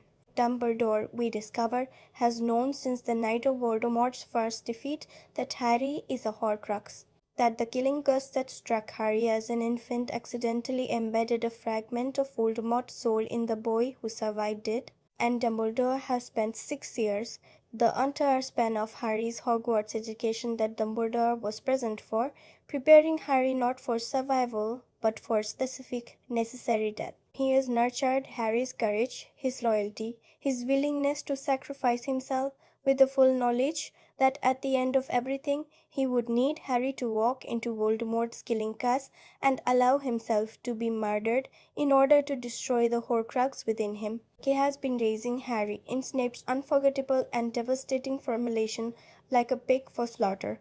And then Dumbledore is dead, and he has left this knowledge to Snape, and Snape has kept it as the last secret of his mission, the one piece of information that must reach Harry at exactly the right moment and not a moment before. Too early, and Harry would not be ready. Too early, and Harry would make choices that would break the plan. The information must arrive when Harry is already at the edge of it, already in the place where he is capable of receiving what it means and choosing from that knowledge to act. And so Snape carries this final secret into the room where Voldemort kills him, and his last act is to give it to Harry through the only means available to him, through his memories, through his tears, through the silver stream of everything he is and everything he has done, flowing from his dying eyes into a dead woman's sun-scuffed hands. Let us sit with the first scene, because this is the emotional summit of the film, and in some ways the emotional summit of the entire franchise, and it deserves more time than almost any other sequence in this essay. Harry, having understood from Snape's memories what must happen, retrieves the resurrection stone from the first golden snitch Dumbledore left him, and walks alone into the Forbidden Forest to meet Voldemort and allow himself to be killed. He tells no one. He does not say goodbye. He walks past Ron and Hermione, looks at them, and the look on Radcliffe's face in this moment is one of the most complicated expressions I have ever seen from a performer who has sometimes been criticized for emotional simplicity, and keeps walking. He looks at Ginny. He keeps walking. He does not stop because stopping would make it impossible to continue. And the film understands this perfectly. It does not give Harry a farewell scene. It does not give him the cathartic exchange of final words with the people he loves, because that is not what this kind of death looks like. This kind of death looks like keeping walking. This kind of death looks like doing the thing that must be done before the part of you that wants to live can override the part of you that understands you must die. He turns the stone in his hand, and they appear. James and Lily Potter, Sirius Black, Remus Lupin, the dead who love him, the dead who have always been with him in the only way the dead can manage, as the interior architecture of who he has become, as the love that shaped him in their absence, as the presence he carries in every act of courage that has ever echoed theirs. And they are gentle with him. They do not demand anything. They do not comfort him with false assurances. They simply stand with him. They simply walk beside him. And Lily tells him he will not be alone, and James tells him it will be quick, and Sirius tells him that dying is easy, it is the people left behind who suffer, and Remus, barely older than Harry is now, with a son he will never see grow up, simply stands in the cold night air and is present. The warmth of them is enough. The company of them is enough. It does not make what Harry is about to do less terrible. It makes it possible. And then he drops the stone and they are gone. And he is alone in the dark at the edge of the clearing where Voldemort is waiting, and there is no music in the sequence, just the sound of footsteps in leaves, and the quiet of the forest at night. And Harry steps into the clearing and faces Voldemort, and does not fight and does not run. And Harry steps into the clearing and faces Voldemort, and does not fight and does not try anything that would require him to feel anything other than a few seconds of shoe. It's in a way minutes. The killing curse strikes him, the green light fills the screen, and the world goes white. What happens next is one of the franchise's most debated sequences, and I want to engage with it seriously rather than dismissively. Harry finds himself in a kind of limbo, a version of King's Cross Station, white and still and infinite, where Dumbledore appears to him and explains what has happened. The fragment of Voldemort's soul that Harry carried was destroyed by Voldemort's own killing curse, and Harry himself survived because Voldemort used Harry's blood to resurrect himself in the fourth film, anchoring Harry's life to his own. Harry can go back or he can choose to move on. And Dumbledore, in a line that carries the Fane's entire philosophical argument in a single sentence, tells him that of course it is happening inside his head, but why on earth should that mean it is not real? I want to pause on that line, because that line is doing something that I find extraordinary. It is saying, in the clearest possible terms, within the context of a fantasy franchise aimed partly at children, that the things we construct in our minds, the meanings we make, the loves we build and sustain and carry and express are not less real for being constructions. The internal is not less real than the external. The imagined is not less real than the physical. What we feel and what we understand and what we choose, these things are as real as anything that can be measured or seen or touched, and that is a philosophical claim of genuine significance. It is the franchise's deepest and most earnest argument about the nature of reality, made by a dying wizard in a train station at the end of the world. And it lands. It lands completely. Because by this point you have spent a decade inhabiting a world that is imagined, and you know, in your body, in the place where stories live in you, that it is real. Not literally, but in the only way that ultimately matters. Harry chooses to go back. He returns to his body in the forest, lying in the leaves, playing dead while Narcissa Malfoy leans over him and whispers, "Is he alive?" And Harry whispers back, yes, and Narcissa, whose only interest in this war has always been the survival of her son, tells Voldemort that Harry is dead.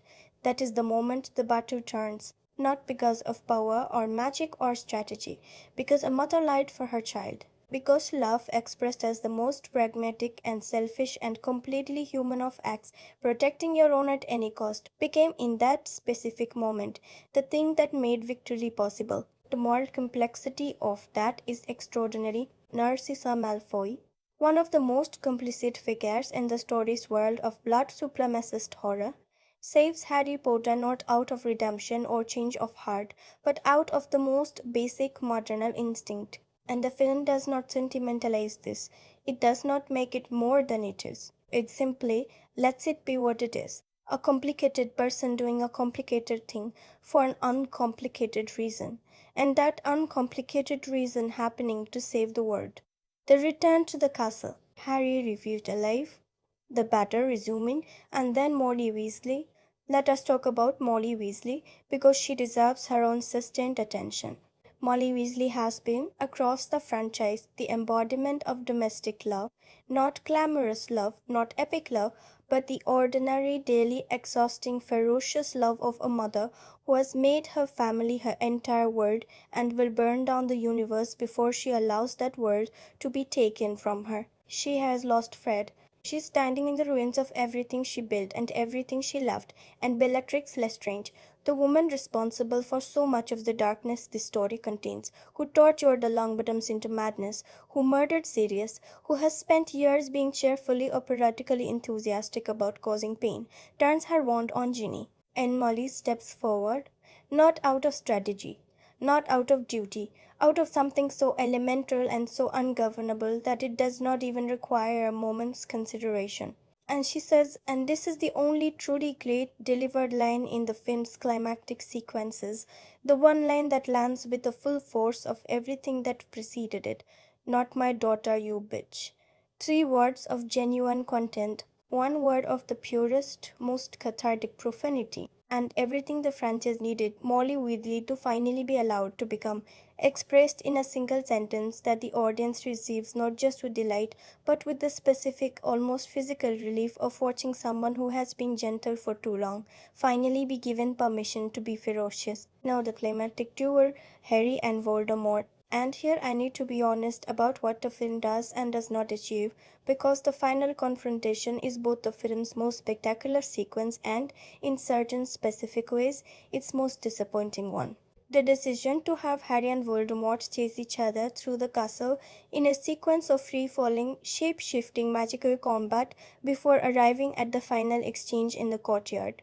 This is a choice that prioritizes visual invention over dramatic gravity, and I think it is a choice that costs the film something real. In the novel, the final confrontation happens in front of everyone, in front of the assembled survivors of the battle in the Great Hall, with every living person watching. And that audience, that specific gathering of witnesses, matters enormously because what is being resolved is not just a personal conflict between two people, it is the resolution of an ideology. It is the demonstration before everyone who has survived to see it that the philosophy of domination and fear and blood purity and the belief that love is weakness, that this philosophy loses, that it uses not despite but because of what it is, that Voldemort cannot win because winning requires understanding things he has made himself incapable of understanding. And doing that in front of witnesses is not just dramatic, it is political. It is the public refutation of a public lie. And the film removed that publicness by having the confrontation fragment across the whole castle before settling in the emptied courtyard. The final defeat happens with almost no witnesses, and something is lost in that choice. Something important about what the defeat means and who it belongs to. The manner of Voldemort's death is also worth examining carefully because it is one of the film's most divisive creative choices.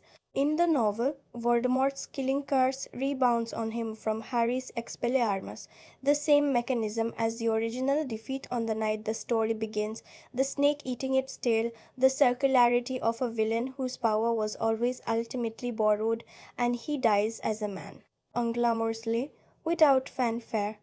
A body on the floor of the great hall, in front of everyone, just a dead man, smaller in death than he ever seemed in life. The film gives him something different, a visual dissolution, a crumbling into ash, a kind of unmanning that is visually inventive but emotionally ambiguous in ways the novel's simplicity was not. There is an argument to be made for this choice, that Voldemort, having made himself less than human in the pursuit of immortality, should die as less than human, that his dissolution into ash is the logical visual conclusion of the dismantling of his soul across plot.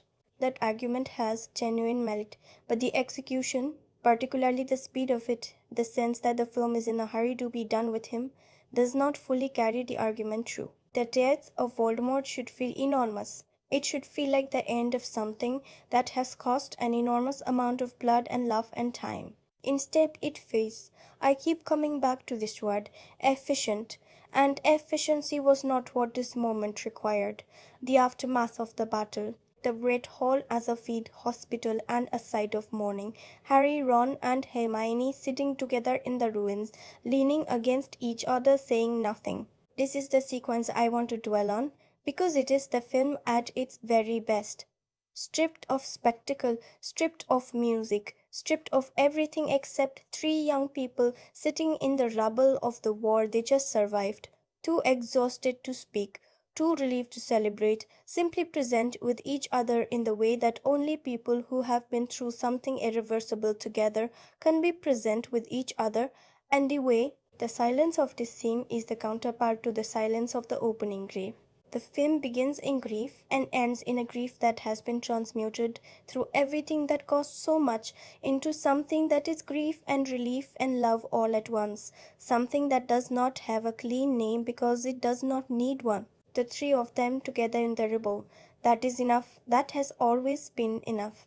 Harry breaking the Elder Wand and throwing it off the bridge. This is a choice that the film makes quickly, without ceremony, and I think it is right to make it quickly, because what it is saying does not require elaboration. Harry could keep the most powerful wand in the world. He could use it to rebuild everything, to guarantee his own protection, to ensure that nothing and no one could ever threaten him again. He chooses not to. He snaps it and throws it away. And that is the definitive statement of everything Harry Potter is at the level of character. He does not want power. He has never wanted power. He has wanted from the beginning nothing more than what any human being wants: to belong somewhere, to be loved, to live an ordinary life among people who matter to him. The Elder Wand is the antithesis of that. It is the symbol of power for its own sake, of domination as a way of managing the terror of vulnerability. And Harry throws it off the bridge without a second thought. Not as heroism, not as a moral statement, simply because it is not what he wants and never was. The epilogue. 19 years later. And here we arrive at the sequence that I think is genuinely the most conflicted creative decision in the film, the place where the film's ambition and its execution are most visibly misaligned. The intention of the epilogue is clear and right. It wants to give you the thing that the story has always been pointing toward: the simple, quiet, ordinary life. The platform, the children, the evidence that what was fought for was not just the defeat of Voldemort, but the possibility of this, of mornings and school terms and ordinary worries, and the kind of love that does not require sacrifice to prove itself, because the sacrifice is already in the past and the present is allowed to be gentle. That is the right ending for this story. That is the emotionally correct place to leave these characters. But the aging makeup is, as I mentioned in the structural section, the place where craft fails intention. Emma Watson's Hermione in particular is presented in a way that reads as a young woman wearing theatrical prosthetics rather than a woman who has aged 2 decades in the natural way that life ages people. The makeup is not catastrophically bad, but it is noticeable. And in a scene that requires you to fully believe in the passage of time, to feel 19 years of living in the faces of these characters, noticeability is a kind of failure. It pulls you out of the scene at the moment the scene most requires your complete surrender, and there is something quietly melancholy about that because the scene itself is correct. The emotional intention is right. the story level choice is entirely justified. And the technical limitation of aging young actors convincingly for screen is a limitation that money and craft could not entirely overcome. Albus Severus Potter, the name Harry gives his younger son. Albus, for Dumbledore, complicated, manipulated, brilliant, and ultimately on the right side of history. Severus, for Snape, misunderstood, sacrificial, carrying a love that was never acknowledged until it was too late. And Harry tells his son, who is afraid of being sorted into Slytherin, who carries the anxiety of a generation that has been taught that Slytherin means dark, that Severus Snape was the bravest man he ever knew. That is the famous final moral statement on Snape, delivered in the most domestic and ordinary of contexts on a train platform between a father and a child. Snape was the bravest man Harry ever knew. Not the most powerful, not the most conventionally heroic, the bravest. Because what Snape did, choosing every day to live inside a performance of his own worst self in order to protect a boy he did not even like, for a love he could never speak about, with no promise of posthumous understanding or gratitude, required a specific kind of courage that has no name in the conventional heroic vocabulary. It required the courage of invisibility, the courage of allowing yourself to be despised in service of something you cannot explain, the courage of doing the right thing in the loneliest possible way for the rest of your life until you die alone in a dark room where nobody who loves you can reach you. That is what Harry is saying to his son. That is what the film is saying in its final character statement about what bravery actually looks like in the world. Not the lightning bolt, not the flying, not the famous scar. Severus Snape dying alone in the shrieking shack, giving the last of himself to the son of the woman he loved. Always, let me step away from the analysis now. Let me put down the critical framework and the demartic vocabulary and the careful language of someone trying to be precise about something that resists precision. Because there is a part of this conversation that belongs to none of them. There is a part that belongs only to the experience of sitting with this film, of actually feeling it, in the body, in the place where stories live in you, before your mind has had a chance to organize them into meaning. I remember the first time I saw this film. Not the details of the screening, or the seat I was in, or who I was with. I remember the feeling, the specific, almost physical sensation of sitting in the dark and watching something end that had been part of my interior life for so long that its ending felt less like the conclusion of a story and more like a small geological event, a shift in the landscape of what I carried inside me. I remember the forest scene landing in a way that I was not prepared for. Not because it was technically perfect, not because the filmmaking was flawless, but because I had spent years without fully consciously knowing it, dreading that moment, dreading the moment when Harry would have to go, when the story would ask its central character to do the thing that the story had always, from its very beginning, been building toward. And when it arrived and Radcliffe played it with that particular devastating quietude, and the music fell away and left nothing but footsteps in leaves, I felt it in a place that I cannot name precisely, but that I recognize as the place where the things that matter most to you live, the single moment that has not left me. And I have watched this film many times now, in different modes and different contexts and different seasons of my life, is not the most spectacular one. It is not the battle or the revelation or the final defeat. It is Harry alone just before he enters the clearing where Voldemort waits, dropping the resurrection stone into the leaves. The small, quiet gesture of letting go, of releasing the company of the dead, because the living world still needs him in it, even for just a little longer. The stone falls. The ghosts dissolve. And Harry is alone again, in the dark with nothing but himself and what he has decided to do. That image, a hand releasing a stone into leaves, a boy standing alone at the edge of everything, is the one I carry. It is the one I return to. Not because it is beautiful, though it is, but because it is true in a way that I recognize at a depth that analysis cannot fully reach.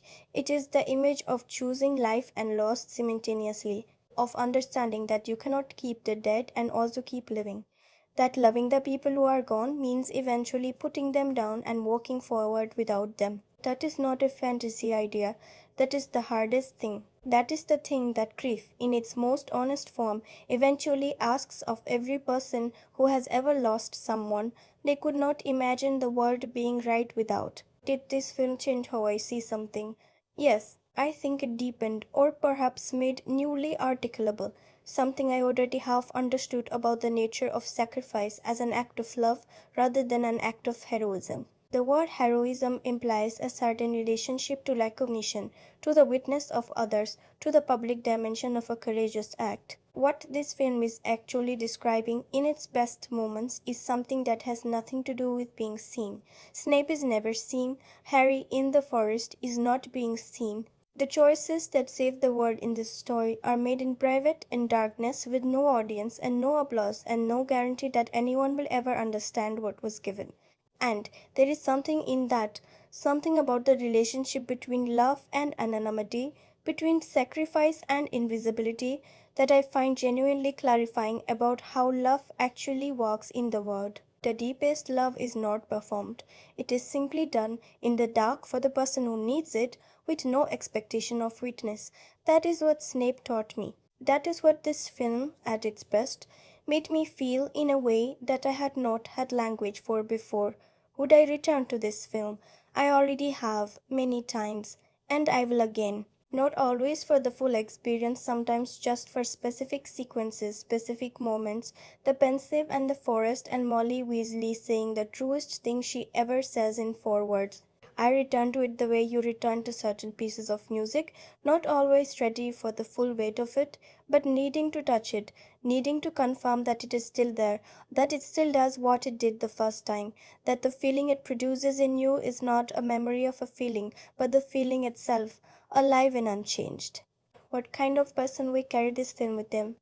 I think about this question seriously. I think the people who carry this film most deeply are the people who grew up feeling like they did not quite belong to the ordinary world. The people who found in stories, in books before they found it in films, the first evidence that they were not alone in what they were. The people who learned about love and loss and courage and community from a fictional school in a fictional world before they had sufficient access to those things in their actual lives. Those are the people for whom this film is not just a culture event or a franchise conclusion.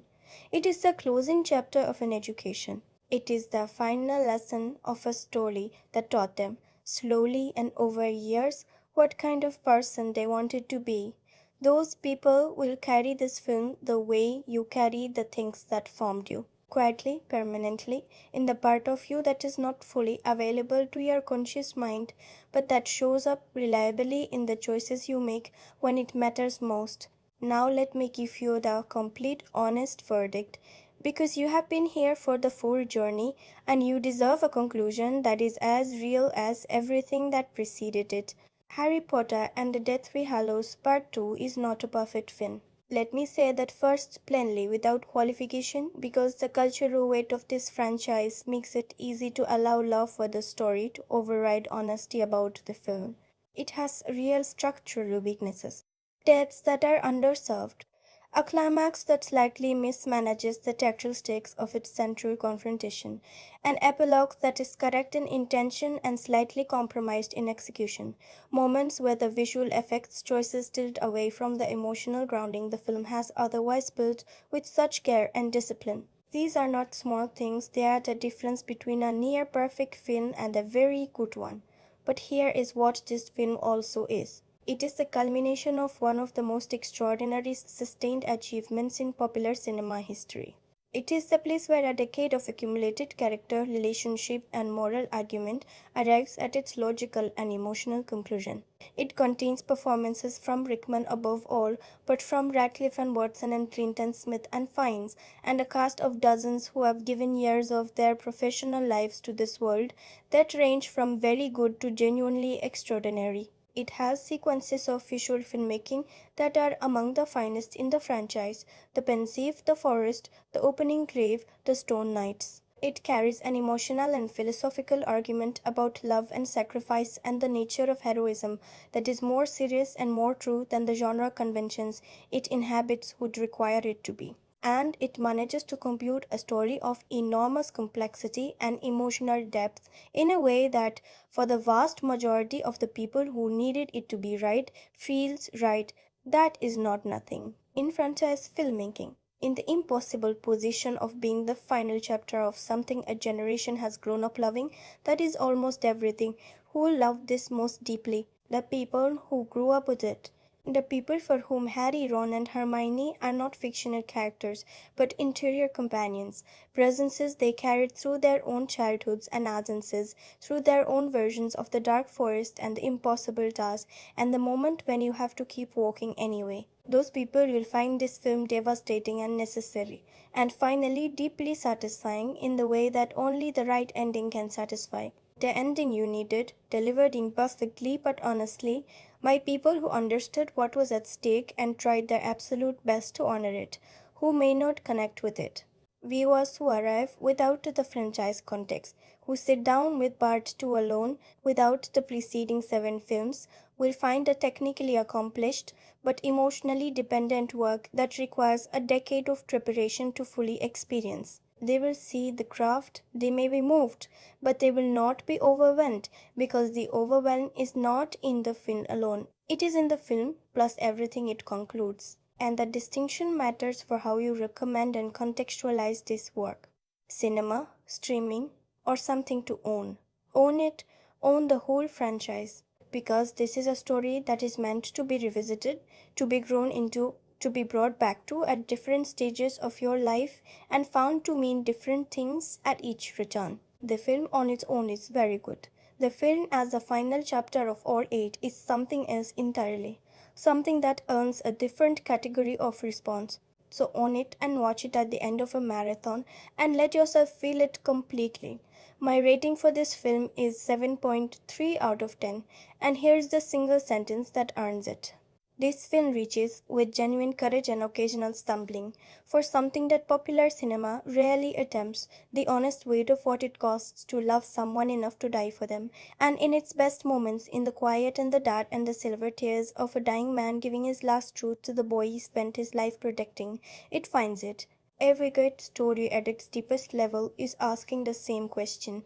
Not who wins, not how it ends, but what it means to have been here, to have lived in this world, among these people, carrying this love for the brief and irreplaceable time that was given to you. Harry Potter and the Deathly Hallows Part 2, for all its imperfections, answers that question with something close to grace. The world was saved not by power, not by prophecy, not by destiny or magic or the fortunate inheritance of a particular one's loyalty. It was saved by a boy who loved his friends enough to die for them, and by a man who loved a woman enough to spend his entire life in the dark for her, and by a mother who lied for her child, and by an ordinary, frightened, repeatedly underestimated young man who stood in fire and refused to kneel. It was saved, in other words, by the things that have always saved the world in every story that has ever mattered, by love in its most costly and least glamorous and most completely human forms. The one chooses the wizard, but love chooses the person, and this film in the end understands the difference. Thank you, genuinely and specifically, thank you for spending this time here with me. If you have been on this journey through the whole essay, if you have stayed from the opening grave to the epilogue platform to this final thought, then you are exactly the kind of person this channel exists for, and I am grateful you are here. If something in this essay moved you or challenged you or sent you back to rewatch a scene with new eyes, please leave that in the comments. I read every one of them. I mean that. And speaking of comments, I want to know 3 things from you today. First, where were you when you first saw this film? In a cinema, at home, at a midnight screening? What did the experience feel like? Second, which death in this franchise hit you hardest, and do you think the film gave it the weight it deserved? And third, and this is the one I am most curious about, do you think Snape is a hero, not in the conventional sense, but in the specific, complicated, imperfect, costly sense that this film ultimately proposes? I want to know what you think. Because I am not entirely sure what I think, and I find that uncertainty more interesting than a settled verdict. Next time, On the Cine Flux, we are going somewhere quite different, a film that is quieter in scale but no less devastating in what it reaches for. A film about time and regret and the specific kind of grief that comes from understanding too late what you had when you had it. I think you will want to be there for that conversation. So if you are not already part of this community, now is the moment. Subscribe and I will see you when it matters. That is the Cineflux. I will see you in the next one.